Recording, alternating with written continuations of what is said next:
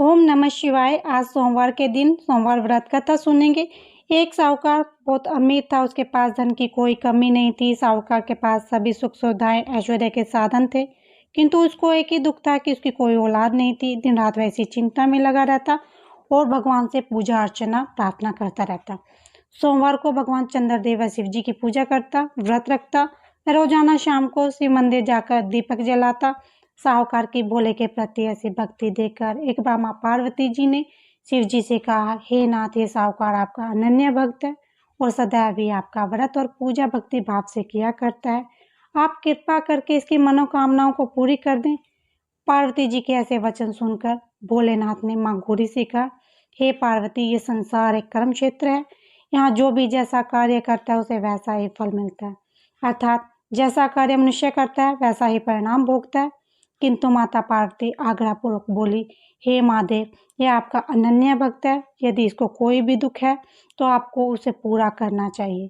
यदि आप अपने भक्तों की मनोकामनाएं पूरी नहीं करोगे तो क्यों मनुष्य आपकी भक्ति, सेवा व पूजा करेगा। पार्वती जी के इस आग्रह को सुनकर शिव जी ने कहा, हे शिवे, इस साहूकार के कोई पुत्र नहीं है। इसी कारण यह दिन रात चिंतित व दुखी रहता है।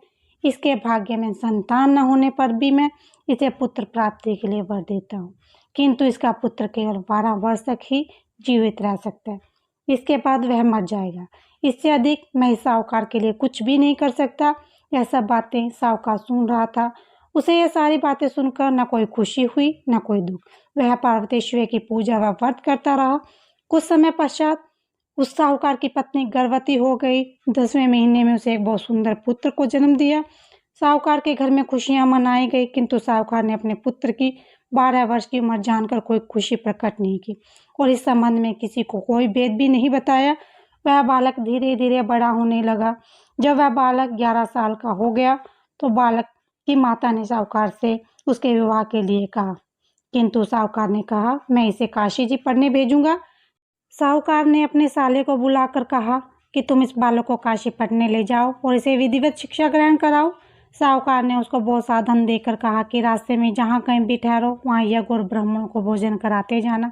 इस प्रकार वह दोनों मामा भांजा रास्ते में यज्ञ कराते, दान देते, ब्राह्मणों को भोजन कराते जा रहे थे। रास्ते में एक शहर पड़ता था। उस शहर में राजा की कन्या का विवाह था।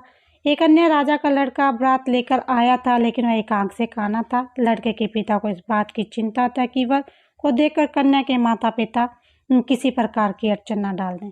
इसी कारण से जब उन्होंने साहूकार के अति सुंदर बेटे को देखा तो उनके मन में विचार आया कि क्यों ना इस लड़के से विवाह का कार्य पूर्ण करा लिया जाए। यह विचार कर उसने लड़के और उसके मामा से कहा कि यदि आप फेरे व कन्यादान का कार्य पूर्ण करा दें तो आपकी बड़ी अति कृपा होगी और हम आपको बहुत सारा धन देंगे। साहूकार के लड़के और उसके मामा ने इस बात को स्वीकार कर लिया। विवाह का कार्य भली भांति प्रकार से पूरा हो गया। जब वह लड़का जाने लगा तो उसने चुपके से राजकुमारी की चुन्नी पर लिख दिया कि तेरा विवाह मेरे साथ हुआ है, लेकिन जिसके साथ तुझे भेजा जाएगा वह एक आंख से काना है। मैं काशी जी पढ़ने जा रहा हूँ। राजकुमारी ने जब इस प्रकार लिखा पाया तो उसने राजकुमार के साथ जाने से इनकार कर दिया और कहा कि यह मेरा पति नहीं है। मेरा विवाह जिसके साथ हुआ है वह काशी जी गया है। राजकुमारी के पिता ने जब ये सब कुछ सुना तो वह अपनी कन्या को विदा करने से इनकार कर दिया। बारात वापस चली गई। उधर साहूकार का लड़का और उसका मामा काशी जी पहुंचे, जहां लड़के ने पढ़ना शुरू किया था। अपना समय यज्ञ में व्यतीत करने लगे। इस प्रकार कई महीने बीत गए। जब लड़का 12 साल का हुआ तो उस दिन लड़के के मामा ने यज्ञ रच रखा था। अचानक ही लड़के की तबीयत खराब हो गई। लड़के के मामा ने कहा, अंदर जाकर सो जाओ। लड़का अंदर जाकर सो गया। थोड़ी देर के पश्चात लड़का मर गया। जब लड़के के मामा ने देखा कि वह मर गया है तो वह बहुत दुखी हुआ। उसने सोचा कि मैं पहले यज्ञ पूरा कर लूं, तब सब कुछ सोचूंगा।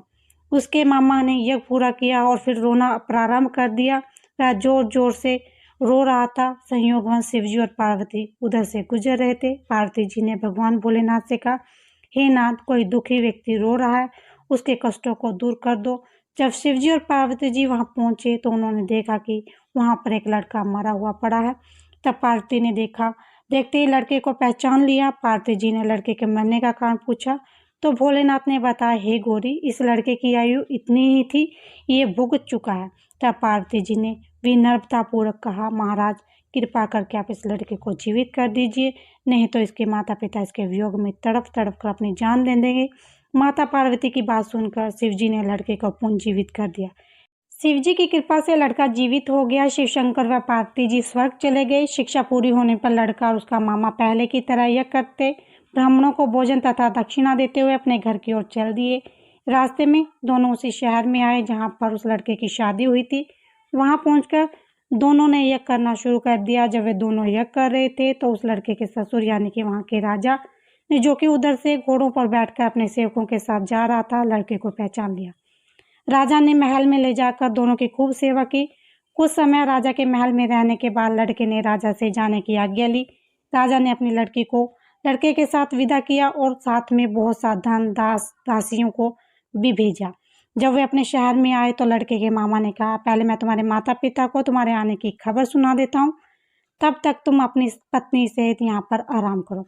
ऐसा कहकर लड़के का मामा साहूकार को उसके पुत्र के आने की खबर सुनाने चला गया। घर जाकर उसने देखा कि उसकी बहन बहनोई छत पर बैठे हुए हैं और उन्होंने यह प्रण ले रखा है कि यदि कोई उनका बेटा शुक्ल वापस आ गया तो छत से नीचे उतर आएंगे, नहीं तो छत से कूदकर अपने प्राण त्याग देंगे। लड़के के मामा ने जब यह समाचार उन्हें सुनाया कि उनका लड़का जीवित लौटकर आया है तो उन्हें विश्वास नहीं हुआ। तब लड़के के मामा ने शपथ खाकर कहा कि उसका पुत्र अपनी पत्नी और बहुत से धन और दास दासियों सहित घर आया है। तब साहूकार और उसकी पत्नी छत से नीचे उतर आए तथा प्रशंसा के साथ अपने बेटे और बहू का स्वागत किया। सभी प्रशंसा के साथ रहने लगे। इस प्रकार भक्ति भाव से जो कोई भी सोमवार का व्रत का पालन करेगा तथा प्रेम पूर्वक इस कथा को सुनेगा पढ़ेगा, उसके सभी कष्ट दूर होंगे, सभी मनोकामनाएं पूर्ण होंगी और इस लोक में सभी सुख सुविधाओं को भोगकर अंत में शिवलोक की प्राप्ति होगी।